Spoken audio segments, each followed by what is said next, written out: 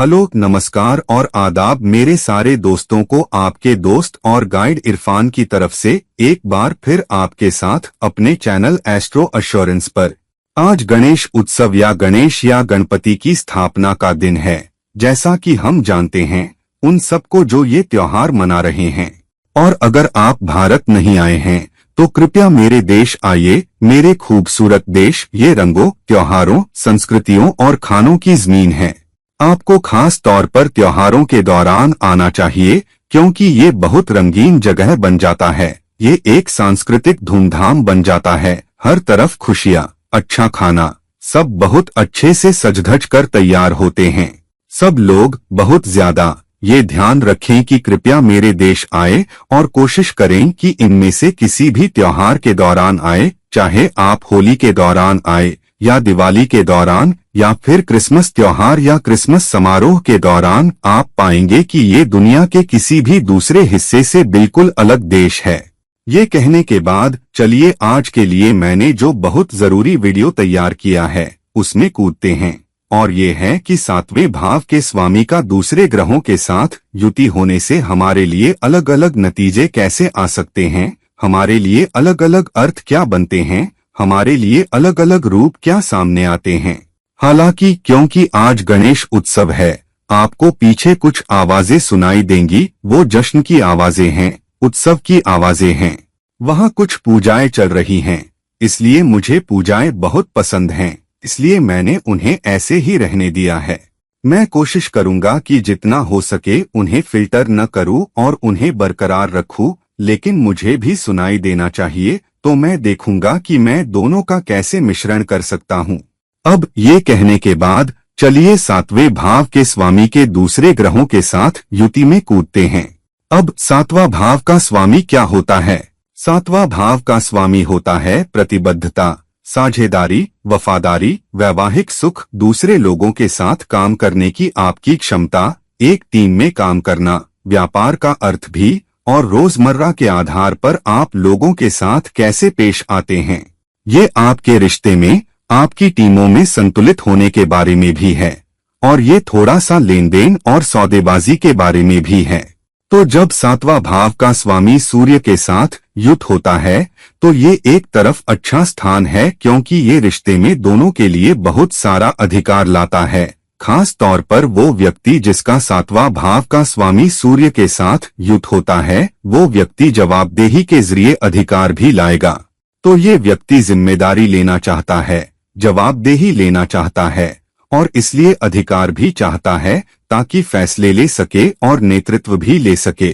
तो एक तरफ ये अच्छा है क्योंकि जब भी कपल के लिए कोई चुनौती आती है, जब भी कुछ करना होता है, जब भी किसी हद तक मालिकाना हक लेना होता है, तो ये व्यक्ति आगे आएगा, नेतृत्व लेने की कोशिश करेगा। रिश्ते में, नतीजों में और कपल कैसे बहुत अच्छा कर सकता है, उसमें मालिकाना हक लेने की कोशिश करेगा। तो व्यक्ति कपल की भलाई के लिए जिम्मेदारी और नेतृत्व लेता है। साथ ही चुनौती ये हो सकती है कि ये व्यक्ति कभी कभी जरूरत से ज्यादा नेतृत्व भी दिखा सकता है, और जबकि व्यक्ति दूसरे पार्टनर को बराबर का समझेगा, लेकिन उसके कर्मों में, उसकी गतिशीलता में ये बात अच्छी तरह सामने नहीं आ सकती। तो दूसरी तरफ कुछ हद तक व्यक्तित्व की समस्याएं भी आ सकती हैं। हालांकि ये व्यक्ति फिर भी रिश्ते में बहुत गर्व महसूस करेगा, पार्टनर पर भी गर्व करना चाहेगा और इसलिए चुनिंदा भी होगा। पार्टनर के साथ रिश्ते में भी बहुत सारा अहंकार और गर्व जुड़ा होगा। साथ ही ये पार्टनर में कला या कलात्मक क्षमता का एक खास अर्थ भी ला सकता है, जिससे ये व्यक्ति शादी करता है या ये व्यक्ति स्वयं बहुत कलात्मक रूप से संपन्न होगा। और क्योंकि सूर्य आत्मा का प्रतिनिधित्व करता है, ये इस बारे में भी है कि आत्मा की अभिव्यक्ति कैसे वैवाहिक कर्म में जिम्मेदारी लेने के बारे में है, किसी के साथ रिश्ते में होने की जिम्मेदारी में, और केवल दाम्पत्य रिश्ते या वैवाहिक रिश्ते में ही नहीं, जो स्पष्ट रूप से आत्मा का अर्थ है कि आत्मा की उन जिम्मेदारियों में से एक है, बल्कि टीम के माहौल में भी, दूसरों के साथ काम करने के माहौल में, साझेदारी में यही अर्थ होगा। व्यक्ति नेतृत्व लेना चाहेगा, जवाबदेही लेना चाहेगा और ये व्यक्ति अपनी जिम्मेदारी के प्रति बहुत सजग होता है और इसलिए टीम को निराश नहीं करेगा और कभी कभी कपल के लिए, मिलन के लिए, साझेदारी के लिए स्वयं का बलिदान भी कर सकता है। लेकिन दूसरी तरफ क्योंकि व्यक्ति अधिक जवाबदेही और अधिक जिम्मेदारी लेना चाहता है तो नियंत्रण लेने की कुछ हद तक इच्छा भी हो सकती है। हालांकि अगर कपल इस ऊर्जा को संतुलित कर पाता है और संतुलित कर पाता है कि कौन कितना करेगा, कहाँ एक दूसरे से अधिक जिम्मेदारी ले सकता है, तो ये रिश्ता बहुत अच्छा हो सकता है। हालांकि किसी को समय समय पर व्यक्तित्व की समस्याओं का सामना करना पड़ता है और कभी कभी पार्टनर भी थोड़ा दबंग होता है। तो अगर आपके पास सातवें भाव के स्वामी की ये युति है तो हमने कहा कि बहुत सावधान रहें कि बहुत अधिकारी या बहुत नियंत्रित न लगें। जिम्मेदारी बांटने की कोशिश करें और जवाबदेही भी बांटें। अब जब सातवें भाव के स्वामी का अर्थ प्रतिबद्धता, साझेदारी, वफादारी, वैवाहिक सुख, दूसरों के साथ काम करने की इच्छा, दूसरों के साथ काम करने की क्षमता, संतुलन और रोजमर्रा का व्यवहार बुध के व्यक्तित्व से प्रभावित होता है और बुध की विशेषता से भी। तो हाँ, जब सातवां भाव का स्वामी बुध के साथ युत होता है तो ये व्यक्ति अपने फैसलों में बहुत तार्किक, बहुत व्यावहारिक होता है और इससे भी ज्यादा इस बारे में कि वो किससे शादी करना चाहता है या चाहती है। व्यक्ति व्यावहारिक फैसले लेना चाहता है, इसलिए भले ही व्यक्ति किसी से प्यार करता हो, किसी को बहुत पसंद करता हो और उसके साथ रहना चाहता हो, फिर भी व्यक्ति केवल भावनात्मक दृष्टिकोण से ही नहीं बल्कि विश्लेषणात्मक दृष्टिकोण से भी देखेगा कि क्या रिश्ता समझदारी भरा है और व्यक्ति के साथ कुछ समय बिताने के बाद, व्यक्ति को समझने की कोशिश करने के बाद और बहुत विश्लेषणात्मक फैसले के जरिए ही फिर व्यक्ति इस व्यक्ति के साथ रहने का फैसला लेगा। हालांकि इस व्यक्ति के लिए संचार बहुत बहुत जरूरी है और उन्हें संवाद करना पसंद होगा। अगर रिश्ते में कोई समस्या हो तो उसे बातचीत से सुलझाना पसंद होगा।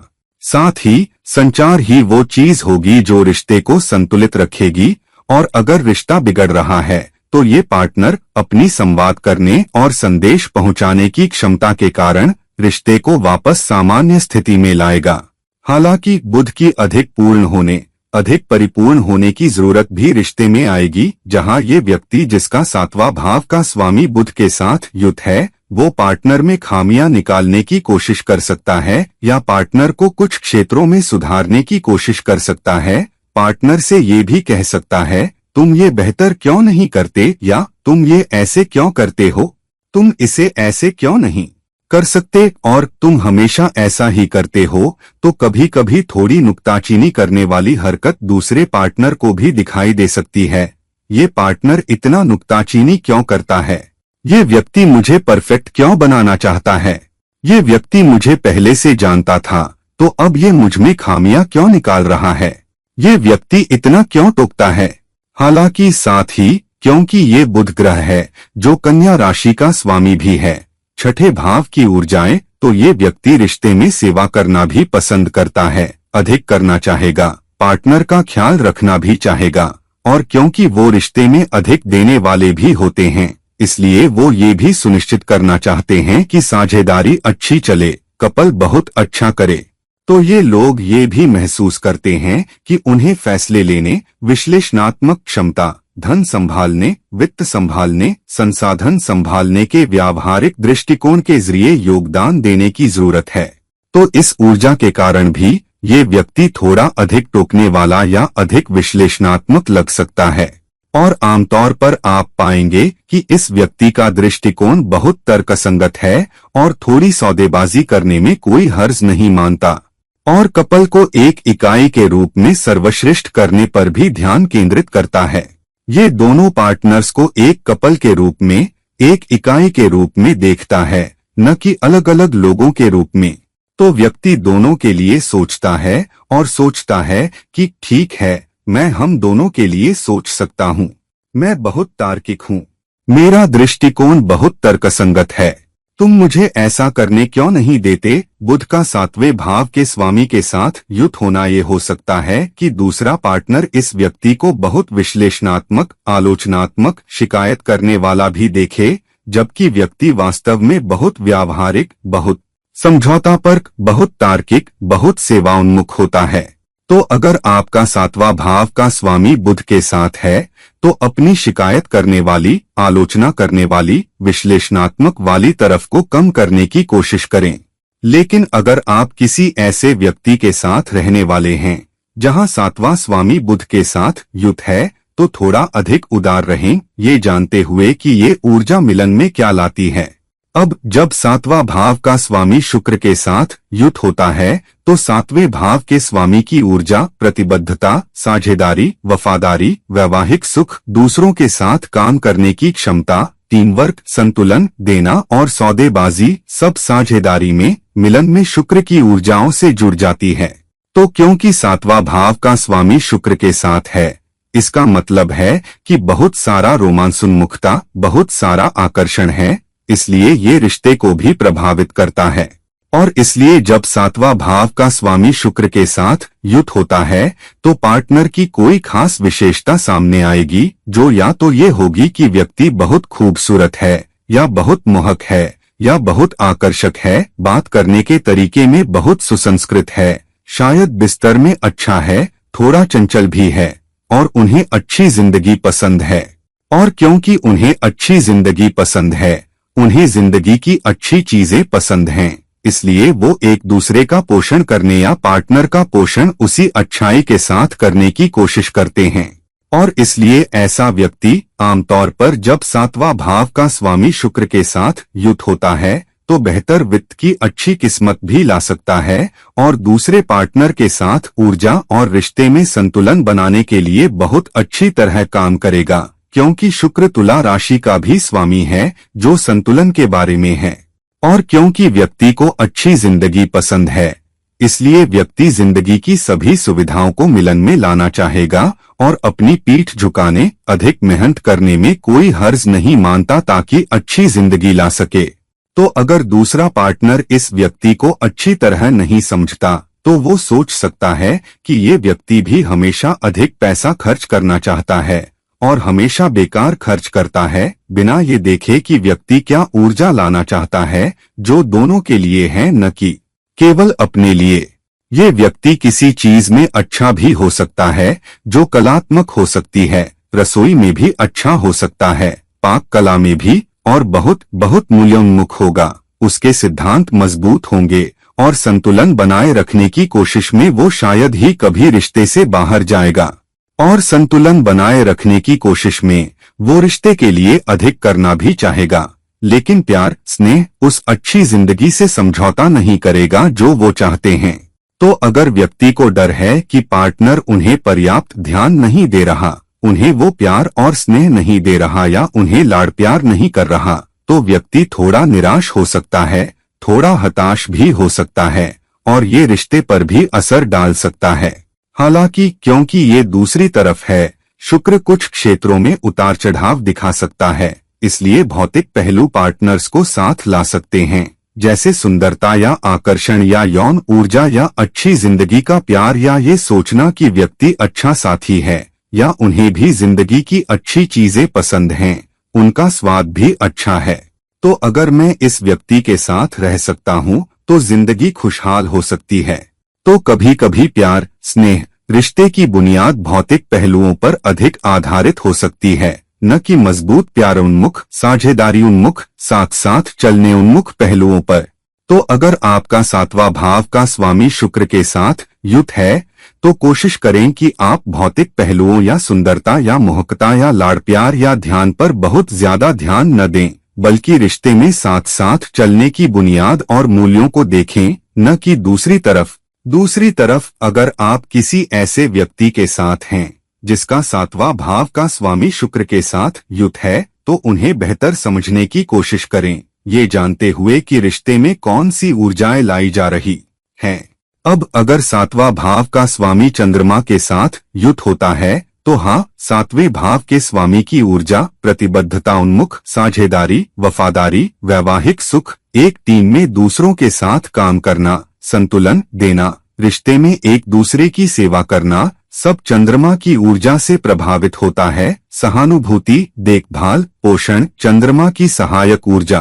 तो जब ये युति आती है तो रिश्ते में व्यक्ति पार्टनर, मैं उस व्यक्ति की बात कर रहा हूं जिसके पास ये ऊर्जा है। सातवां भाव का स्वामी चंद्रमा के साथ युक्त रिश्ते में बहुत सहानुभूति लाएगा, पार्टनर को समझने की कोशिश में बहुत आगे बढ़ेगा और देखभाल करना चाहता है, पोषण करना चाहता है, और कभी कभी ये पार्टनर के साथ दखलंदाजी जैसा भी हो सकता है। तो अगर वो देखते हैं कि पार्टनर थोड़ा उदास या थोड़ा चिंतित लग रहा है तो वो तुरंत पूछते हैं, क्या गलत हो रहा है? तुम क्या सोच रहे हो? तुम मुझे क्यों नहीं बताते? तुम मुझसे साझा क्यों नहीं करते? तो कभी कभी उन्हें बहुत नुक्ताचीन करने वाला या बहुत चिपकू भी समझा जा सकता है, या बहुत जासूसी करने वाला, बजाय इसके कि दूसरे व्यक्ति को कभी कभी अपनी चुनौतियों और समस्याओं को खुद संभालने की जगह दें, और अगर जरूरत होगी तो वो निश्चित रूप से पार्टनर के साथ साझा करेंगे। लेकिन इस व्यक्ति को अकेला नहीं छोड़ा जा सकता, क्योंकि चंद्रमा की मातृ प्रकृति आती है। चंद्रमा की सहानुभूतिपूर्ण समझ, देखभाल करने वाली प्रकृति निश्चित रूप से काम करती है। तो व्यक्ति शामिल होना चाहता है, और आमतौर पर ऐसा व्यक्ति न केवल पार्टनर के साथ बल्कि काम पर भी बहुत अच्छा हो सकता है। वो अपने टीम के सदस्यों के साथ, अपने दूसरे सहकर्मियों के साथ भी बहुत देखभाल करने वाले, बहुत पोषण देने वाले होंगे। और क्योंकि चंद्रमा लगाव के बारे में है, ये पार्टनर रिश्ते में होने, रोमांटिक रिश्ते में होने, भावनात्मक लगावोन्मुख रिश्ते में होने की धारणा से बहुत जुड़ा हुआ है। इसलिए भावनात्मक लगाव, देखभाल, समझ, सहानुभूति जो रिश्ते को लानी चाहिए, उनके लिए बहुत जरूरी है। और क्योंकि ये व्यक्ति चंद्रमा के 7वें भाव की ऊर्जाओं के साथ शामिल होने के कारण थोड़ा भावुक भी है, इसलिए रिश्ते में कभी कभी अगर ऊर्जा अच्छी तरह संतुलित नहीं है तो व्यक्ति कुछ भावनात्मक उतार चढ़ाव से भी गुजर सकता है और थोड़ा मूडी भी हो सकता है। तो कभी कभी अगर ये लोग बहुत बहुत खुश होते हैं तो आप पाएंगे कि वो बेहद खुश होते हैं, बेहद चहकते हैं, वो गाते हैं और सब कुछ बढ़िया होता है। लेकिन अगर वो उदास हैं, अगर उनका मूड अच्छा नहीं है तो घर के माहौल की खुशी, शांति बिगड़ सकती है। तो आपको उन्हें अपनी जगह छोड़ने की जरूरत है, उन्हें थोड़ा घूमने दें, लेकिन उनका ध्यान रखें, क्योंकि फिर बहुत जल्द वो वापस सामान्य हो सकते हैं। उनमें बहुत रचनात्मकता, बहुत नवीनता या नवोन्मेषी ऊर्जा होगी। उनमें अपने काम में बहुत नफासत होती है और इसलिए ये लोग बहुत बढ़िया चीजें करने में बहुत बहुत अच्छे हो सकते हैं, यहाँ तक कि अपने काम में भी। कभी कभी खास तौर पर अगर वो प्रौद्योगिकी से जुड़ते हैं तो वो प्रौद्योगिकी के अत्याधुनिक स्तर पर हो सकते हैं, विनिर्माण में, आईटी में, बहुत सारी तकनीकी ऊंचाइयों में, सटीकोन्मुख इंजीनियरिंग में बहुत अच्छे हो सकते हैं। ये लोग अपनी जिम्मेदारी के प्रति भी बहुत सजग होते हैं, न केवल पार्टनर के रूप में बल्कि एक इंसान के रूप में, इसलिए वो दूसरों के लिए भी कुछ करना चाह सकते हैं और पार्टनर को भी शामिल करना चाह सकते हैं। ये लोग घर पर बहुत कलात्मक हो सकते हैं और घर को सजाना चाह सकते हैं और वो अपनी समस्याओं के लिए रचनात्मक समाधान खोजने की कोशिश करेंगे, कपल के लिए भी और काम पर भी। तो काम पर बहुत नवीन और व्यवसाय में भी बहुत नवीन, और इसलिए ये लोग पैसा बनाने या आपके पैसे निवेश करने के लिए नवीन विचार भी ला सकते हैं। दूसरी तरफ, जैसा कि मैंने कहा, कुछ चुनौतियां ये हो सकती हैं कि वो जल्दी दिखा सकते हैं कि उन्हें अधिक ध्यान चाहिए, अधिक लाड़ प्यार चाहिए, किसी तरह माँ के प्यार की जरूरत है, और कभी कभी अगर उस चीज को अच्छी तरह नहीं संभाला गया तो वो लंबे समय तक मानसिक बोझ लेकर चल सकते हैं और कभी कभी थोड़ा प्रतिशोधी भी हो सकते हैं। और जब आप उदास हो या भावनात्मक ऊर्जा बहुत अधिक हो तो आपको वापस चुकाने का इंतजार कर सकते हैं। तो अगर आपके पास ये ऊर्जा है तो नकारात्मक पहलू दूसरी तरफ को अच्छी तरह प्रबंधित करने के लिए बहुत सावधान रहें। लेकिन अगर आप किसी ऐसे व्यक्ति के साथ रिश्ते में हैं या रिश्ते में आ रहे हैं जिसका 7वां भाव का स्वामी चंद्रमा के साथ युक्त है, तो चंद्रमा के इस पहलू को समझें, मूडीपन, चिपकूपन, लेकिन अपने पार्टनर की मातृत्वपूर्ण, पोषण देने वाली, सहानुभूतिपूर्ण प्रकृति भी। अब जब सातवां भाव का स्वामी मंगल के साथ युत होता है तो सातवें भाव की ऊर्जाएं प्रतिबद्धता, साझेदारी, वफादारी, वैवाहिक सुख, दूसरों के साथ काम करना, दूसरों से निपटना, संतुलन, सब मंगल की ऊर्जा से प्रभावित होती हैं। गतिशीलता, लक्ष्योन्मुखता और एक कपल के रूप में लक्ष्य प्राप्त करने की केंद्रित ऊर्जा। तो इस साझेदारी में आप पाएंगे कि इस ऊर्जा वाला व्यक्ति रिश्ते में बहुत गतिशील, बहुत ऊर्जावान होगा और डेटिंग के शुरुआती दिनों में भी ये एक दूसरे के साथ रहने, बाहर जाने और चीजें करने की बहुत ऊर्जा दिखाएगा। कुछ दिनों के लिए अकेला नहीं छोड़ा जा सकता, 1-2 दिनों के भीतर वापस आ जाएगा। बाहर जाना चाहता है, ये करना चाहता है, वो करना चाहता है। ये बहुत आकर्षण भी दिखा सकता है। इसलिए शुरुआत में, रिश्ते के शुरुआती चरणों में ये व्यक्ति पार्टनर पर बहुत केंद्रित होता है, बहुत शामिल होता है और बहुत सलाह देने वाला और निर्देशित करने वाला भी हो सकता है। तुम ये क्यों नहीं करते? तुम वो क्यों नहीं करते? तुम अपनी नौकरी में ये क्यों नहीं करते? तुम अपने परिवार के साथ ये क्यों नहीं करते? तुम अपने खाली समय में ये क्यों नहीं करते? वो हमेशा मार्गदर्शन करेंगे, निर्देश देंगे, समाधान देंगे, आपकी समस्याओं को हल करने की कोशिश करेंगे, क्योंकि ये व्यक्ति बहुत शामिल होता है और कभी कभी उसमें बहुत दबंग लग सकता है। हालांकि ये व्यक्ति बहुत केंद्रित है, आपके साथ बहुत शामिल है, इसलिए वो ऊर्जा बाहर आ रही है। और अगर आप उनकी बात नहीं सुनते, उनकी सलाह नहीं मानते, तो कभी कभी वो अपना आपा खो सकते हैं। वो आप में या उस पल में अपनी दिलचस्पी भी खो सकते हैं। हालांकि उनमें रोजमर्रा की चुनौतियों से निपटने की उच्च क्षमता होती है, बहुत समाधानोन्मुख होते हैं, बहुत जीत की प्रवृत्ति होती है। जो वो चाहते हैं उसे पाने के लिए, जो वो करना चाहते हैं उसे करने और जो वो चाहते हैं उसे पाने के लिए बहुत इच्छा शक्ति होती है। तो रिश्ते में ये लोग अच्छे होते हैं। तो रिश्ते में ये लोग बहुत भरोसेमंद होते हैं, जहां ये लोग किसी स्थिति की नकारात्मकता को अपने ऊपर हावी नहीं होने देंगे, बल्कि वो हमेशा बहुत उत्साहित होते हैं और हमेशा लड़ने को तैयार रहते हैं। इसलिए ये लोग आसपास रहने के लिए अच्छे होते हैं, क्योंकि आपको भी इच्छा शक्ति महसूस होती है, आपको भी प्रेरणा महसूस होती है, बजाय चिंता प्रवण या हताश महसूस करने के। और इसलिए इस सारी उच्च ऊर्जा, उच्च प्रेरणा, यौन ऊर्जा, मजबूत आकर्षण के साथ कपल साथ रह सकता है, कपल साथ चिपक सकता है, कपल साथ प्रदर्शन कर सकता है और घर को भी संभाल सकता है। दूसरी तरफ, क्योंकि ये मंगल की ऊर्जा है, इसलिए कभी कभी कुछ शक्ति संघर्ष हो सकते हैं, नियमों को लागू करना हो सकता है, कुछ फोकस की कमी भी हो सकती है या व्यक्ति की रुचि खत्म हो सकती है। तो अगर आप ऐसे व्यक्ति को डेट कर रहे हैं, अगर आप जानते हैं इस व्यक्ति के साथ पर्याप्त समय बिताएं, तो बहुत सावधान रहें, क्योंकि 3, 4, 5 महीने, शायद 6 महीने या 1 साल की डेटिंग के बाद आप पा सकते हैं कि व्यक्ति में ऊर्जा कम हो रही है। अगर व्यक्ति को लगता है कि रिश्ता प्रदर्शन नहीं कर रहा या वैसा नहीं कर रहा जैसा व्यक्ति ने सोचा था कि रिश्ते को करना चाहिए, इसलिए किसी ऐसे व्यक्ति के साथ रिश्ते में न कूदें जिसका सातवां भाव का स्वामी मंगल के साथ युत है, क्योंकि कुछ महीनों के भीतर, अधिकतम 1 साल, ऊर्जा कम हो सकती है। कभी कभी शुरुआती ऊर्जा बहुत अधिक हो सकती है, लेकिन बाद में फोकस कुछ और हो सकता है। तो अगर आप पहले से ही ऐसे व्यक्ति के साथ रिश्ते में हैं, तो ये न समझें कि उन्होंने आप में रुचि खो दी है। वो सोच रहे होंगे कि रिश्ता वैसे भी चल रहा है, रिश्ता वैसे भी सही चल रहा है, मैं किसी और चीज पर ध्यान केंद्रित कर सकता हूँ, मैं अपने काम पर ध्यान केंद्रित कर सकता हूँ।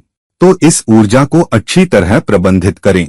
अगर आपके पास ये ऊर्जा है तो जाने कि नुकसान क्या हैं, उन नुकसानों से बचें।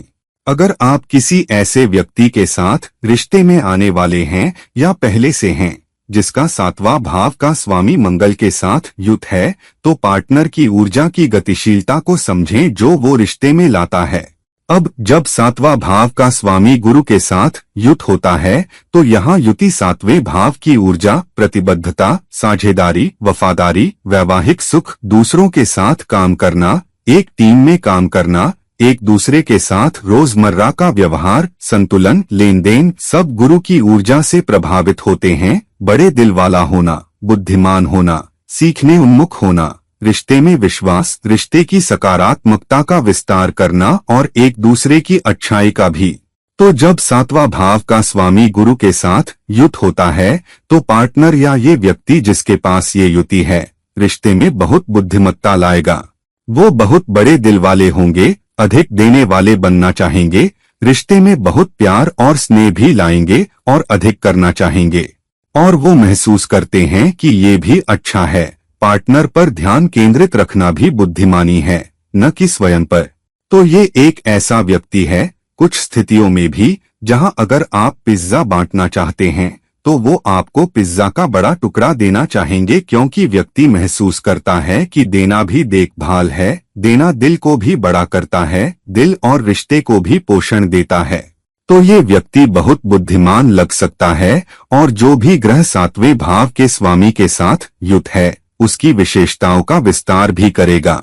गुरु ग्रह की सकारात्मकता का भी विस्तार करेगा, लेकिन ग्रह की नकारात्मकता का भी। तो अगर गुरु मंगल के साथ है तो ये मंगल की सकारात्मकता, लक्ष्य प्राप्ति की ऊर्जा का भी विस्तार करेगा, लेकिन मंगल की आक्रामकता, उन्मुखता का भी। दूसरी तरफ व्यक्ति पार्टनर को बहुत जगह देगा और बहुत बहुत भरोसेमंद भी होगा, क्योंकि व्यक्ति बहुत बुद्धिमान है, महसूस करता है कि भरोसे के बिना रिश्ता टिक नहीं सकता और दूसरे व्यक्ति को जगह देना और उस पर भरोसा करना भी जरूरी है। लेकिन दूसरा पार्टनर सोच सकता है कि इस व्यक्ति ने रुचि खो दी है, व्यक्ति मुझसे नहीं पूछ रहा, मेरी चिंता नहीं कर रहा, मैं क्या कर रहा हूँ ये नहीं देख रहा। ऐसा लगता है कि इस व्यक्ति ने मुझ में रुचि खो दी है, जबकि दूसरा व्यक्ति सोच रहा होगा कि मैं इस व्यक्ति पर भरोसा करता हूँ, मैं अपने पार्टनर पर भरोसा करता हूँ और अधिक जगह देना और भरोसा करना सही और बुद्धिमानी है, तो मुझे इतना क्यों परेशान होना चाहिए। मैं अपने पार्टनर से प्यार करता हूँ, मैं अपने पार्टनर के प्रति वफादार हूँ और मुझे पता है कि पार्टनर भी मेरे प्रति वफादार है। तो पार्टनर की तरफ से कुछ हद तक गलतफहमी हो सकती है, खास तौर पर जब उनके साथ कोई ऐसा व्यक्ति हो जिसका सातवां भाव का स्वामी गुरु के साथ युत हो, क्योंकि वो व्यक्ति की बड़े दिल वाली बात, बुद्धिमत्ता, उचितता को नहीं समझ पाएंगे। वो सोच सकते हैं कि रोमांस कम हो रहा है, आकर्षण भी कम हो रहा है और कभी कभी व्यक्ति बड़े दिल वाला होना इसलिए दिखा रहा है क्योंकि वो उन छोटी छोटी बातों में नहीं पड़ना चाहता जो कभी कभी रिश्ते को परेशान करती हैं या बिगाड़ती हैं। वो बहुत देने वाले लगते हैं और ये ऊर्जा मिलन में बहुत समृद्धि और प्रचुरता भी लाती है जब दोनों साथ होते हैं और वो ऊर्जा को अच्छी तरह प्रबंधित कर रहे होते हैं। दूसरी तरफ व्यक्ति बहुत आलसी लग सकता है, उसमें मंगल की ऊर्जा नहीं है कि पार्टी करे, मौजमस्ती करे, बाहर जाकर मिलजोल करे, छुट्टियों पर जाए और वो सब। तो अगर आपका सातवां भाव का स्वामी गुरु के साथ युत है तो इस ऊर्जा को प्रबंधित करना होगा। ये एक आलसी ऊर्जा होगी, ये एक अधिक शांतिपूर्ण ऊर्जा होगी, सद्भावोन्मुख ऊर्जा होगी, पार्टनर की तरफ से एक बड़े दिल वाली ऊर्जा होगी। तो इस ऊर्जा को समाहित करने में सक्षम हो, इस ऊर्जा को समझें। अगर आप किसी ऐसे व्यक्ति के साथ रिश्ते में हैं या रिश्ते में आने वाले हैं जिसका सातवां भाव का स्वामी गुरु के साथ युत है, तो ये ऐसी ऊर्जा नहीं है जो शुक्र या चंद्रमा का प्यार, स्नेह, सहानुभूति, लगाव, चिपकूपन दिखाएगी। ये ऊर्जा है विस्तार, एक दूसरे का ख्याल रखना, एक दूसरे के लिए मौजूद होना और बुद्धिमान होना। इतना बुद्धिमान होना कि रिश्ते में शांति और सुकून आने दिया जाए, न कि वो गतिशील ऊर्जा जो मंगल या शायद चंद्रमा की चिपकू ऊर्जा या शुक्र की रोमांसोन्मुख ऊर्जा ला सकती है।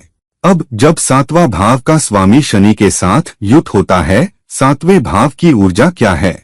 ये है प्रतिबद्धता, साझेदारी, वफादारी, वैवाहिक सुख, दूसरों के साथ काम करने की क्षमता, अपने पार्टनर के साथ और किसी के साथ व्यापार करना, व्यवसाय में होना और संतुलन और रोजमर्रा का व्यवहार और काम और देना।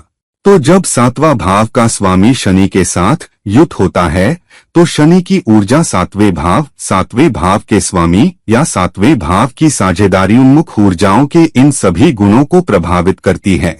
तो यहाँ क्योंकि शनि बहुत समर्पित, बहुत प्रतिबद्ध टीम का सदस्य होने, नेता की बजाय अनुयायी होने के बारे में भी है, इसलिए ये किसी ऐसे व्यक्ति के साथ रहने के लिए अच्छी ऊर्जा है जो आपके लिए भी होगा। वो अगर स्थिति उत्पन्न होती है सेवा करने, अधिक करने, अपनी पीठ झुकाने, रिश्ते के लिए, पार्टनर के लिए अपने हाथ पैर गंदे करने को तैयार होंगे और वो रिश्ते में बहुत मेहनत भी लगाना चाहते हैं और वो बहुत समर्पण, बहुत संगठित प्रयास लाएंगे ताकि ये सुनिश्चित हो सके कि साझेदारी अच्छी चल रही है, रिश्ता बहुत अच्छा चल रहा है और व्यक्ति के प्रति बहुत बहुत वफादार होंगे। और क्योंकि शनि करियर और कर्म के बारे में भी है, वो अपने काम पर भी बहुत केंद्रित होते हैं, अपने काम के प्रति बहुत समर्पित होते हैं और पार्टनर के साथ बिताए गए समय और काम के बीच संतुलन बनाने की कोशिश करेंगे। क्योंकि ये व्यक्ति करियर उन्मुख है तो कभी कभी पार्टनर को लग सकता है कि इस व्यक्ति के साथ, पार्टनर जिसका सातवां भाव का स्वामी शनि के साथ युत है, को लग सकता है कि ये व्यक्ति कभी कभी मुझे पर्याप्त समय नहीं दे पाता, ये व्यक्ति अपने काम के प्रति, अपनी टीम के प्रति, अपने करियर के प्रति बहुत समर्पित है, मेरे प्रति नहीं। तो इस ऊर्जा को समझना होगा क्योंकि व्यक्ति टीम के लिए, कपल के ये मिलन के लिए बेहतर करने की कोशिश कर रहा है और स्थिरता लाने की कोशिश कर रहा है।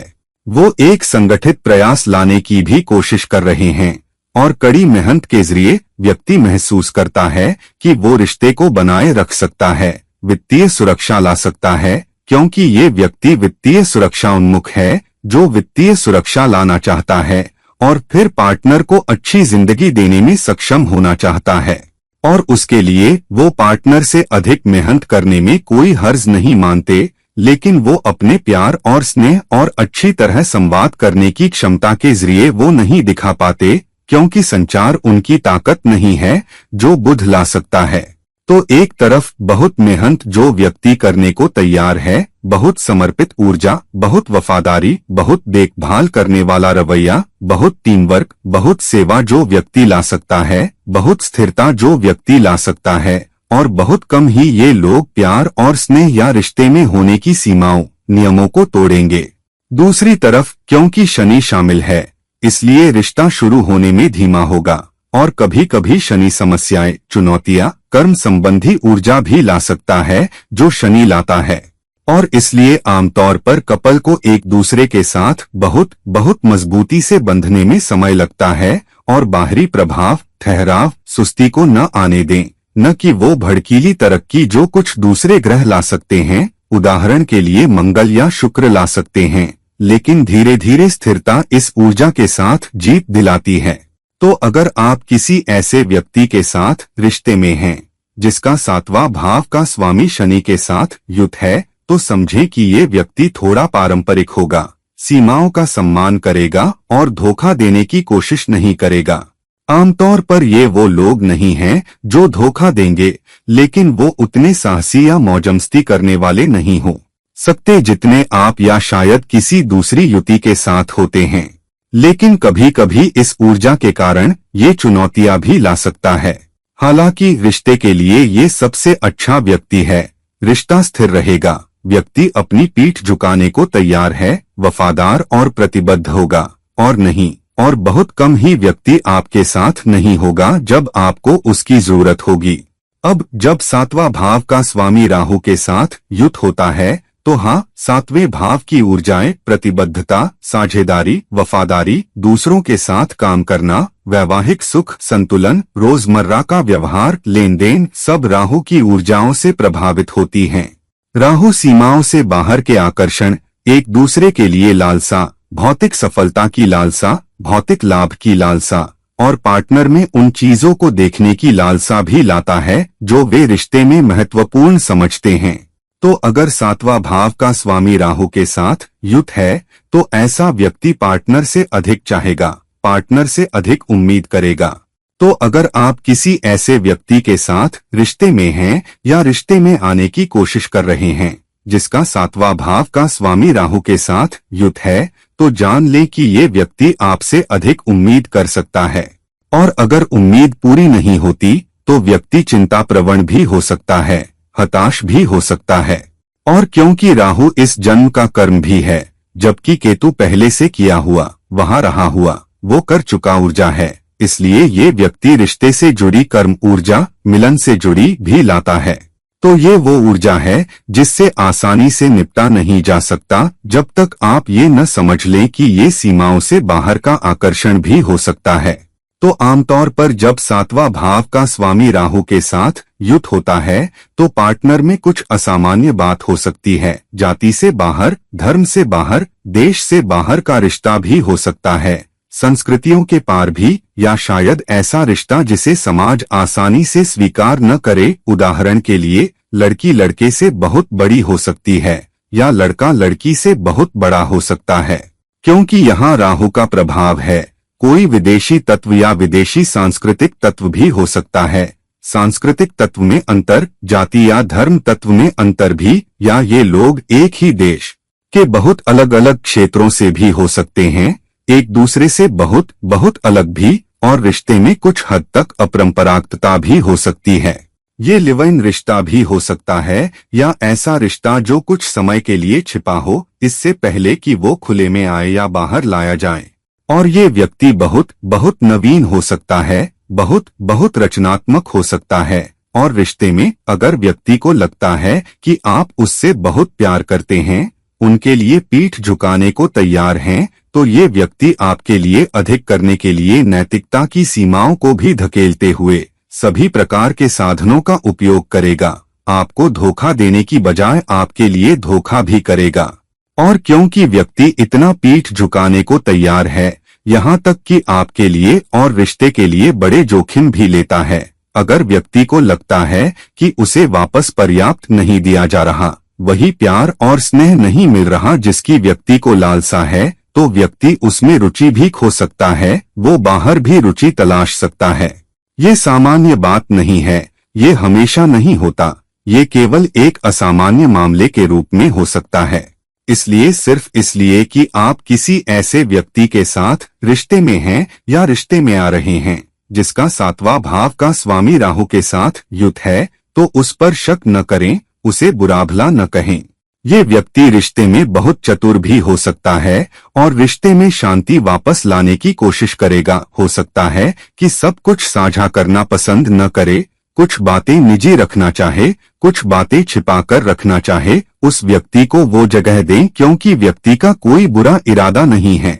व्यक्ति आपको आश्चर्यचकित करने की कोशिश कर रहा हो सकता है, या व्यक्ति आपको कुछ तभी बताना चाहता है जब सही समय आए। उदाहरण के लिए कोई पदोन्नति आ रही हो, या शायद आपको कोई अच्छी खबर देकर आश्चर्यचकित करना चाहता हो।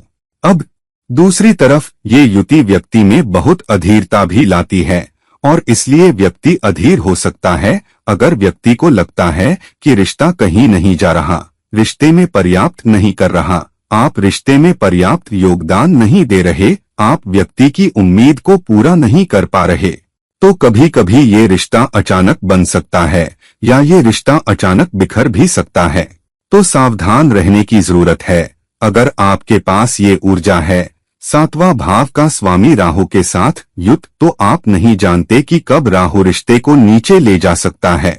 दूसरी तरफ अगर आप किसी ऐसे व्यक्ति के साथ रिश्ते में हैं या रिश्ते में आ रहे हैं जिसका सातवां भाव का स्वामी राहु के साथ युत है, तो जान लें कि रिश्ते में अचानक उतार चढ़ाव हो सकते हैं।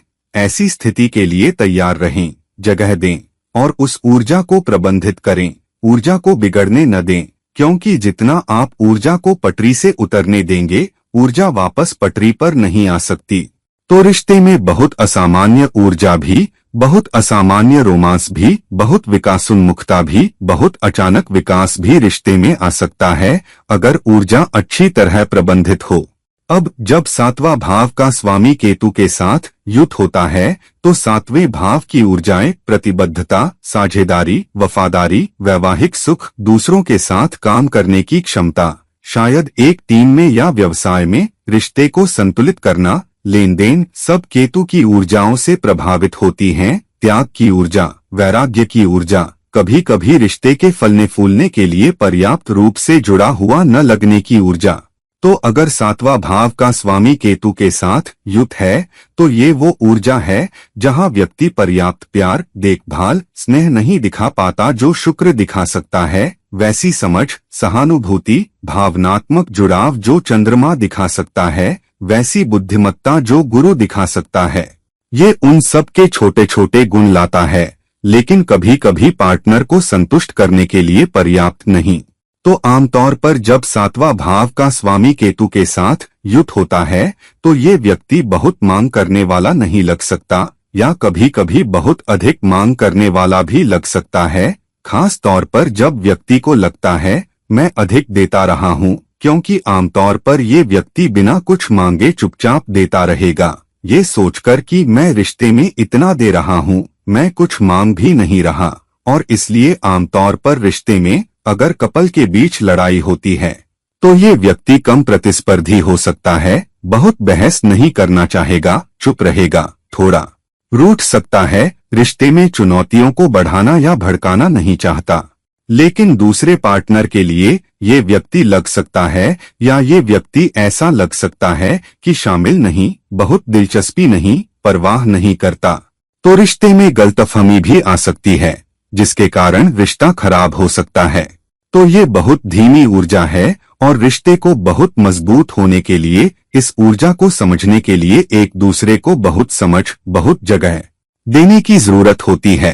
अन्यथा कई बार मैंने इस ऊर्जा के साथ देखा है, अगर दूसरा व्यक्ति बहुत बुद्धिमान नहीं, बहुत समझदार नहीं, बहुत शांत भी नहीं, अपने आप में बहुत सुरक्षित भी नहीं, तो वो सोच सकते हैं कि पार्टनर मानक के अनुसार नहीं है, पार्टनर को रिश्ते में दिलचस्पी नहीं है, पार्टनर को परवाह नहीं है, तब रिश्ता बिगड़ सकता है। और कई बार ऐसा होता है कि जिस व्यक्ति का सातवां भाव का स्वामी केतु के साथ युक्त होता है वो समझ भी नहीं पाता कि चीजें इतनी गलत क्यों हो गईं, रिश्ता इतना बुरी तरह क्यों बिगड़ गया, मैंने क्या किया, क्योंकि उन्हें लगता है कि वो अधिक दे रहे थे। और आमतौर पर ये वो लोग होते हैं जो बहुत करते हैं लेकिन वो दिखा नहीं पाते, वो मजबूत संदेश नहीं दे पाते, और कभी कभी वो बहुत सुस्त भी लग सकते हैं क्योंकि वो सत्ता के लिए नहीं लड़ रहे, पार्टनर पर नियंत्रण के लिए नहीं लड़ रहे, और वो साथ रहने में बहुत आसान लगते हैं।